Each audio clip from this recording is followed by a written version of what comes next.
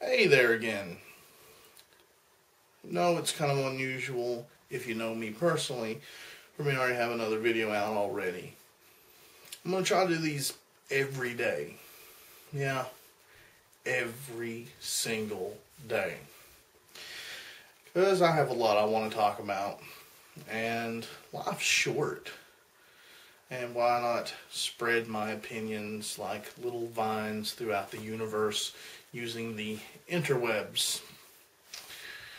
So, today I want to actually talk about anti-bullying laws and how I believe that they are un-American. Growing up, I wasn't really a bully. I did pick on a kid. I'll go ahead and get this out of the way. But this was after years of picking on someone. This was after years of me being picked on. Then I picked on him. But then I quit and became friends with him. Apologized for all of it. And sat down. I really did sit down, have a talk with him, told him I figured out why I was picking on him. And that I'm sorry, and he understood until magically 3 years later when he just quit understanding and just started to fight. But needless to say, I was picked on. Not because of my views, because I've only recently come out about my views. But I was the butt of people's jokes. I was in a lot of fights through elementary school and middle school. Not that many in high school, because fortunately in high school, I just blended in. A few people tried picking on me, but I did something my 9th grade year that maybe I won't brag about on here, but I did something that put being picked on the back burner until that fight with the individual I was just speaking about occurred.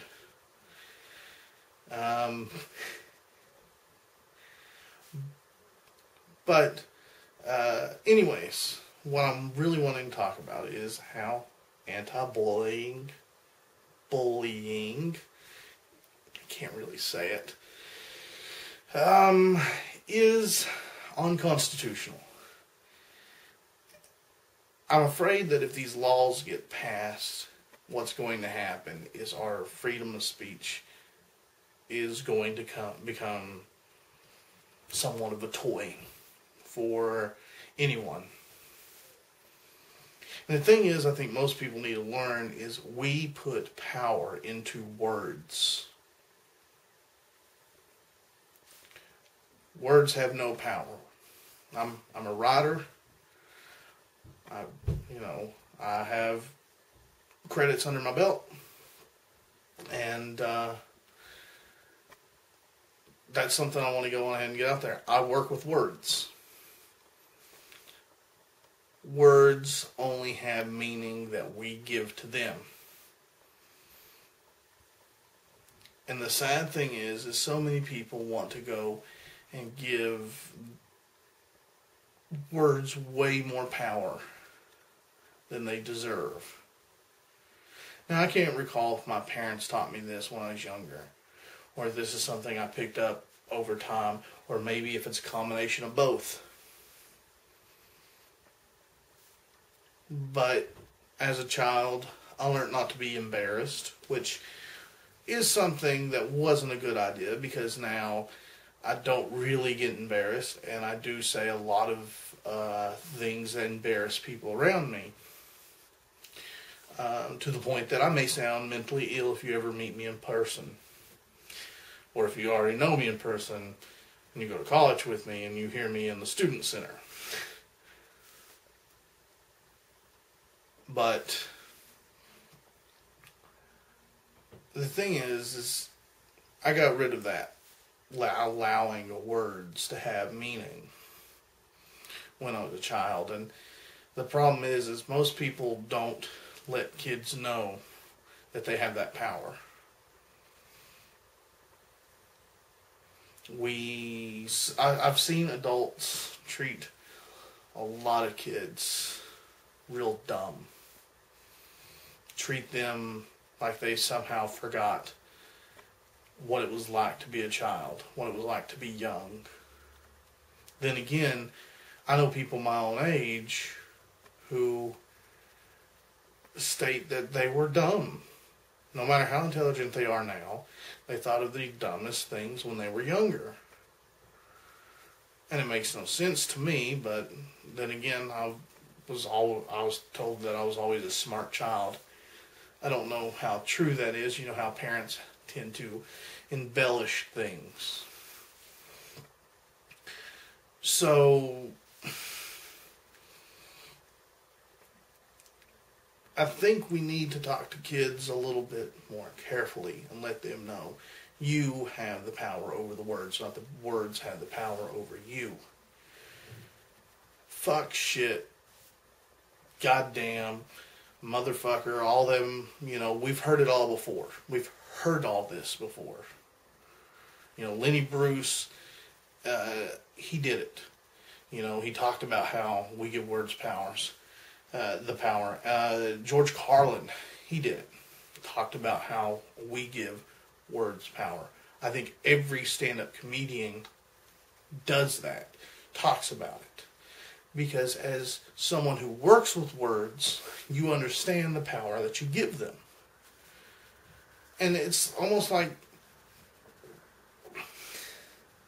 we forget that tone exists in this country anymore. We hear that word and we get shocked. And I'll say we because it's starting to affect me. I'm taking developmental psychology over at college. And in our psychology book, it does say retarded. Mental retardation or mentally retarded. Now, I'm someone who's all about, free speech. I don't see the word retarded as a taboo. But when I came across it in print in a book, at first it kind of shocked me because it's unusual. You don't expect to see that in a textbook. And I guess even though I am against having this word be taboo, that a part of me has already been pushed into believing that it is taboo in certain instances. And it's not. It's a legitimate word. It's a word with a meaning. And that's the thing that people are forgetting. In a lot of cases, simple words, they give them so much power. And in turn, that gives the bully the power. There are always going to be bullies. But we can't make anti-bullying laws. We need to make our children stronger. We need to make individuals stronger to be able to handle this type of thing. Because some of these laws that I've read up on are just ridiculous. It mainly states that if anything is said to any individual that could be perceived as offensive. Perceived as offensive. There was a time when I was a kid. Well, not really a kid. I was about 13, 14 years old. I wanted to get Final Fantasy for the PlayStation.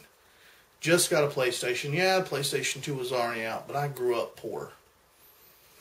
And I'd taken my Christmas money and bought a regular PlayStation and a couple of demo discs off of a friend. I was excited and I wanted to get Final Fantasy because everybody was talking about Final Fantasy. I mentioned this to my mother,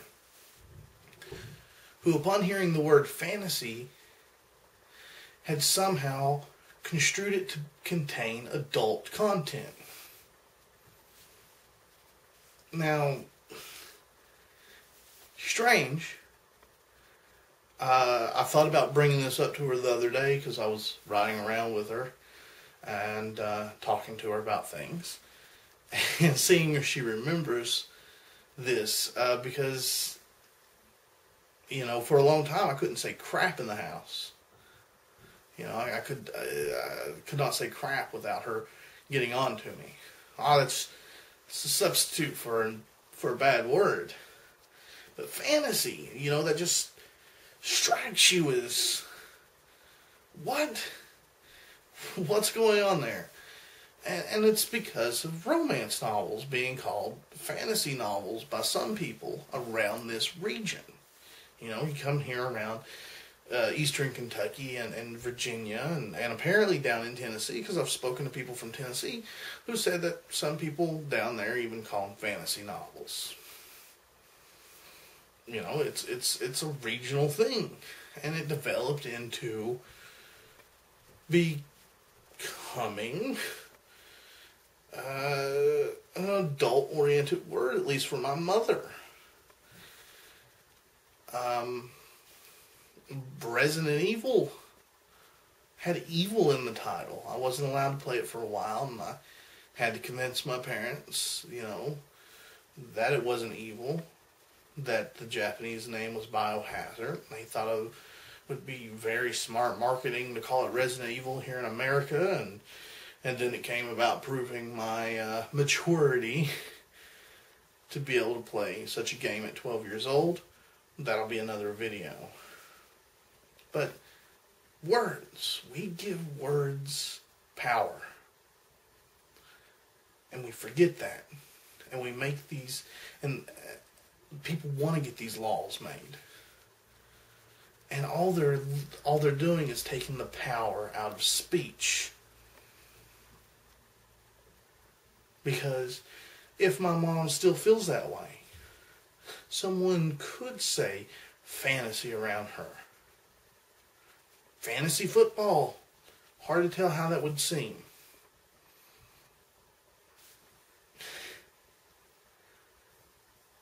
And that would be something of offense, at least to one person. And that to some of these laws constitutionalizes taking someone to court because they have offended you. You know what? Offensive behaviors are a good thing. It should open up to discussion. It shouldn't open up to, oh no, something offensive was said. That's what, like over at the college. It's a community college. I'm not ashamed that I go to a community college because, you know what? I can't afford it to go to a bigger college. I really can't. I'm going to have to save up if I want to do anything with psychology, if I get that far, you know, but for now, it's just picking up an extra bit of education. But that's me sticking up for myself, because, again, people have a stigma about community colleges, and that too could constitute as bullying under some of these laws. But then again, let me get back on track here. Over there at the student center, I'm very loud and opinionated. Very loud and opinionated. Keeping myself a little calm here because I'm afraid people won't give me the respect I'm hoping to get in these videos, which I don't know why I'm expecting respect over YouTube. I've seen people pour their heart out, and in the comments it's, "You're such a faggot." Well, sorry, you're such a fag. They don't finish it ever. Anyways, while I'm over there, I curse a lot in my language. And yeah, people are all like, oh, cursing, it just makes you seem less intelligent. I don't care. I really don't. Because cursing is how people actually speak. I can get around it if I want to. I can not curse. In fact, the weird thing I do is when I do get injured, I don't really curse. I'll scream out, "Mother flipping banana, cream cheese, and pie." I don't know. Not that I'm not wanting to curse. It's just funner to say. And to me, that's what helps get over the pain. If I can say something just completely off the wall and make myself laugh. That's me. And plus it makes people around me laugh because I'll sit right back down and I'll go, man, that motherfucking hurt. So, it's, you know,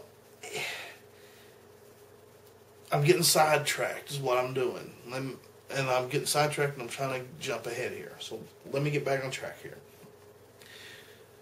So I'll curse as I speak. And I speak loudly. It's loud there anyway, so I'm speaking even louder than I normally do. With fuck just flying out of my mouth, shit just flying out of my mouth, if you want that imagery there. Everything.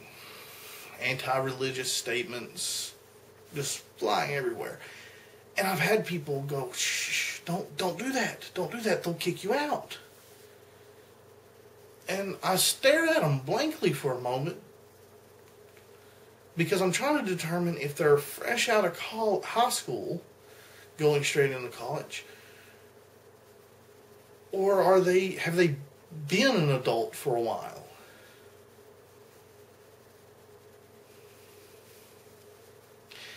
And sometimes it is just people straight out of high school. They think the same rules apply in college as it does high school. And as I told them, I'll be damned if anyone kicks me off campus because I'm cussing. You know, it's a community college. I pay taxes when I work. When I buy things, I pay taxes. My wife works, she pays taxes. We help pay for this community college. And people have community events there. It's open to the public. So, I have the right. It's not like it's private land. As far as I know, it's not like it's private land. Correct me if I'm wrong.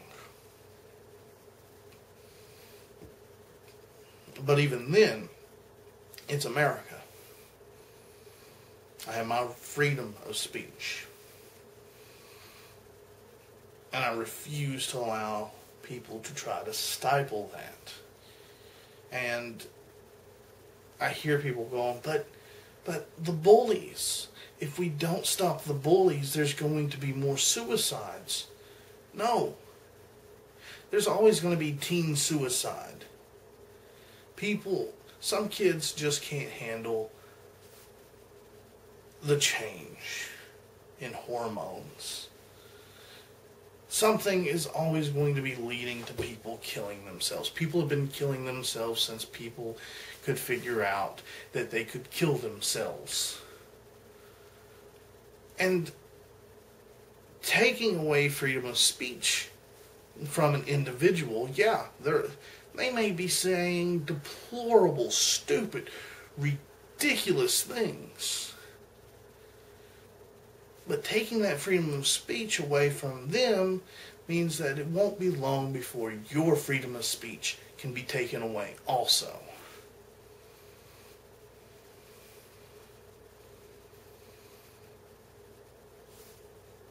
And I think people should really look at that. They should really look at that and be scared. What you're asking your government to do is take away your freedom of speech. When you say we need to make a law against bullying in our school, cyberbullying, and it's ridiculous that you would give up your freedom of speech. I wouldn't give up mine. And even though I think it's sad that people get picked on, I got picked on, I think it's the job of the adults to quit telling these kids ridiculous things, like try to avoid it. You can avoid being picked on, but what you can teach these kids is, and start them at a young age, don't let the bully have the power. And this nonviolent stuff too isn't going to stop violent bullying. Kids will attack other kids. If you just lay there, they will hit you still yet. It's not until you hit back that they will stop. But we need to teach kids at a young age. Yeah, that will probably cut back on some of these teen suicides. And then, I've said this on Facebook before, and I had someone go, well, what about gays? What about them? They're giving people power over them because of their sexual orientation. Yes, I understand right now in America we are at a point where it's not yet 100% acceptable for people to be gay. It's getting there. It's getting there. And for my gay friends, I hope it comes within our lifetimes. I'm sure it will. But I don't think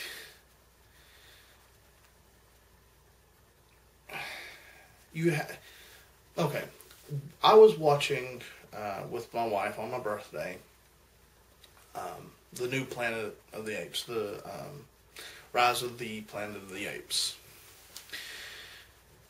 Very good movie, by the way. Now, when they stuck Caesar in the cage with the other monkeys picked on him because he was different. And my wife said, isn't it funny people say that animals don't do that, but yet that behavior is the most animalistic behavior that humans have. And at the end of the day, that's what we are. We're animals. We're here. We're going to be here for a short amount of time. We're going to eradicate ourselves, or something's going to happen to us. We're going to go extinct. And life will go on without us. And we have to remember, we are animals. And people are always going to shun and pick on and bully, if you want to use that word, that which is different. It's sad. It's idiotic. It's uneducated. But even educated people do it. There's a documentary out there about the scientific community, how if you don't share the exact 100% belief of what they think you should have, you might lose your job. I can't recall the name of the documentary right off the top of my head. I'll try to find it by the time I do the episode tomorrow. But people will always make differences. People will always make these divides. We can try to squeeze groups into tighter groups, or we can try to keep things more spread out. But what we see is when we try to make things into a tighter group, the individuals inside those tighter groups don't like it. They want individuality. So they spring forth and they try to separate themselves from these groups by making bigger labels. Alright, let's get serious for a moment. If I've not seemed serious the rest of this video, I'm sorry. But let's take this moment and I'll do my best to be completely serious. I need you to imagine the most horrific suicide you could imagine for a 6-year-old child. 6-year-old who's been picked on since he started school. We'll call him Jeffrey. Okay, and he's been picked on by the same 6-year-old boy since he's been going to school. They've been going to school together. They've only been in school for a little bit of time, but this little boy has picked on Jeffrey so bad that Jeffrey has only seen it fit to commit suicide.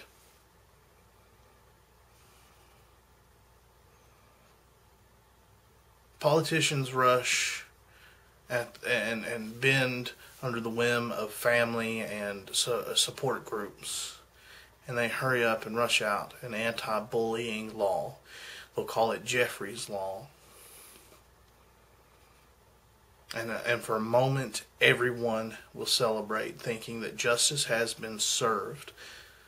Not only has Jeffrey's death not gone in vain to them, because to them it was, unavoidable as long as bullying was around.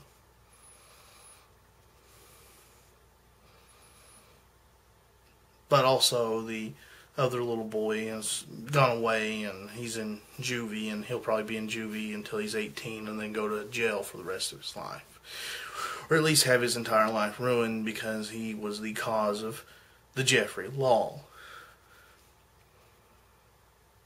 And what we wouldn't understand is we gave a 6-year-old whose name would only be remembered because of the fact that he picked on a boy who killed himself.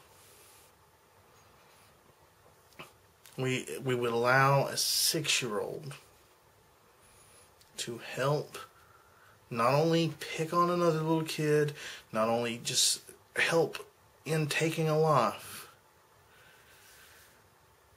but we would allow a 6-year-old to take away our freedom of speech.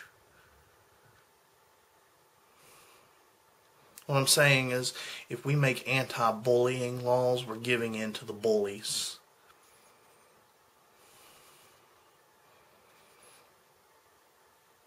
And that's something that I don't think we need to do.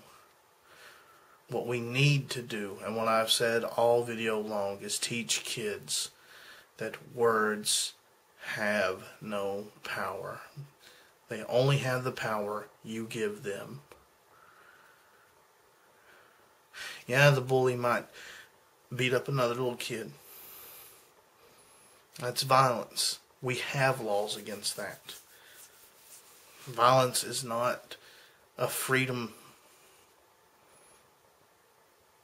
But all this kid in this hypothetical situation has done has called Jeffrey names for years. The few years they've been going to school. And I know it's hard to believe a 6-year-old killing themselves, but it's not unheard of. I had a member of my family who was suicidal as far back as I can remember.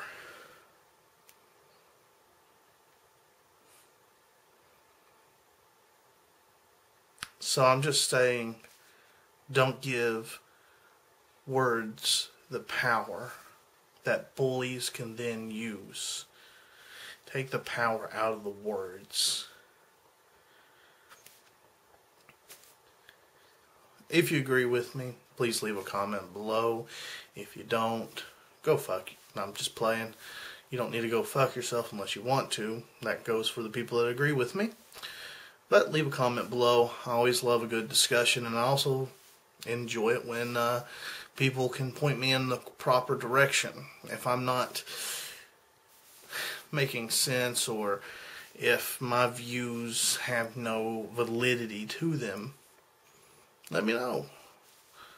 It's always interesting to see. I always hear that people say that it's hard to change people's opinions on things, and then when people do change their opinions, they call them, they insult them, say they flip-flop on things. But